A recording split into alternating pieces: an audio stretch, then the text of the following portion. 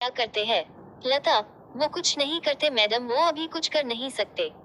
लता थोड़ा रुकती है और पलक झपका कर बोलती है। सोनम एक एजुकेटेड लड़की है, बड़ी एमएनसी कंपनी में नौकरी करती है।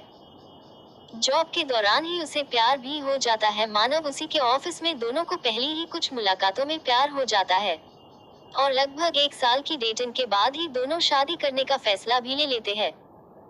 दोनों के परिवार को इस शादी से कोई परेशानी नहीं थी। दोनों अच्छा कमाते हैं और अच्छी नौकरी करते हैं और एक ही शहर में भी है।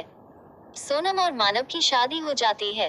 दोनों बड़े शहर के अच्छे फ्लैट में अपनी जिंदगी की शुरुआत करते हैं। काम करने के लिए उन्होंने एक नौकरानी रखी। लता करीब 38 साल की।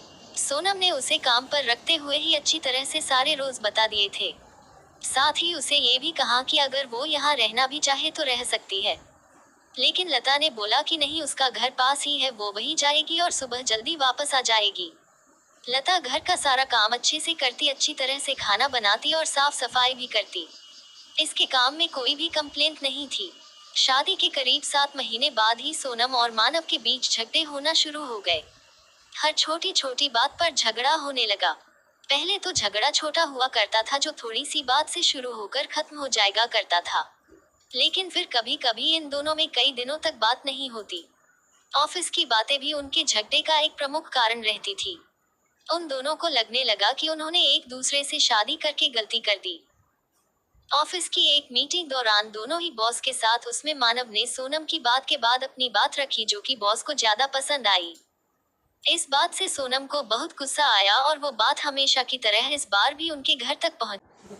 सोनम ने इस बात को लेकर मानव को बहुत कुछ सुनाया और साथ ही उसने नौकरी छोड़ने और तलाक की बात भी की। लता यह उनकी सारी बातें, सारा झगड़ा हमेशा से सुना करती थी। बस वो अपने काम में लगी रहती। जब खाना बन जाता तो वो दोनों को कहती। ज्यादातर वो लोग अलग अलग बैठकर ही खाते थे। सोनम अगले दिन ऑफिस नहीं गई। दोपहर तक अपने कमरे में बंद रही।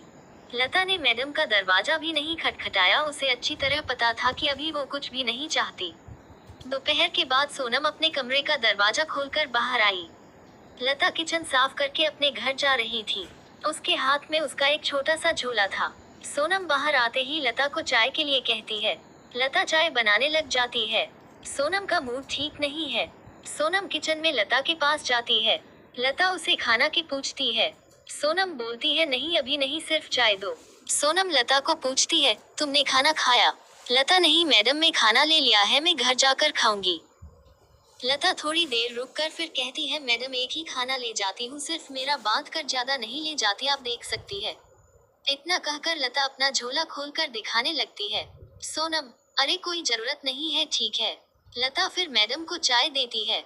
लता को थोड़ा सा डरा हुआ और झिझका हुआ देखकर सोनम उससे और बात करती है। सोनम, अच्छा लता तुम कहाँ रहती हो? मैडम यही थोड़ी दूरी पर ही मेरा घर है। सोनम, तुम्हारे पति क्या करते हैं? लता, वो कुछ नहीं करते मैडम, वो अभी कुछ कर नहीं सकते। लता थोड़ा रुकती है और पलक झपका कर कहती है, उनको लकवा आया है, उनका बायां शरीर काम नहीं करता, ठीक से बोल भी नहीं पाते।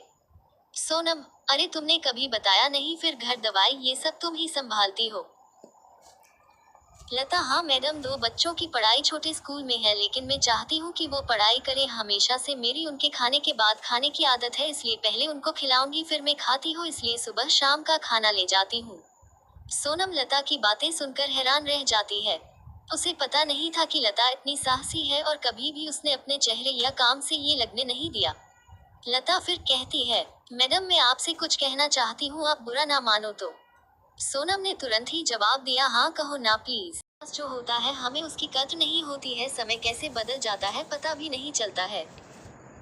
अब मैं सिर्फ चाहती हूँ कि मेरे पति ठीक हो जाए। अभी तय मेहनत में से मुझे कुछ परेशानी नहीं है, लेकिन अभी मेरी सिर्फ एक ही इच्छा है कि बस वो ठीक हो जाए, मुझसे फिर वैसे ही बात करे, वैसे ही अपने पैरों पर ठीक से चल सके, बच्चों को गले लगा सके, बाकी कुछ भी नहीं चाहिए। लता अपनी बात ठीक से समझा नहीं पा रही थी, लेकिन सोनम समझ रही थी कि वो क्या कहना चाहती है। उसकी बातों को सुनकर सोनम को रोना आ गया।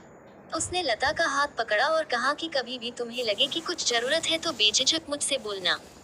लता ने हाँ में सर हिलाया। कभी कभी जो बड़े बड़े लोग हमें नहीं सिखा सकते वो जिंदगी सिखा देती है। सोनम की आंखों पर लगा पर्दा जैसे हट गया। उसे समझ आया कि उसके पास भगवान की दिया बहुत कुछ है।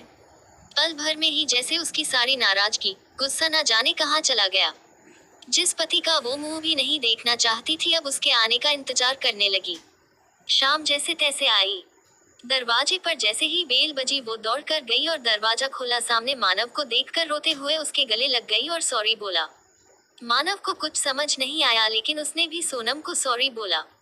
आपको कहानी कैसी लगी हमें कमेंट कर जरूर बताएं।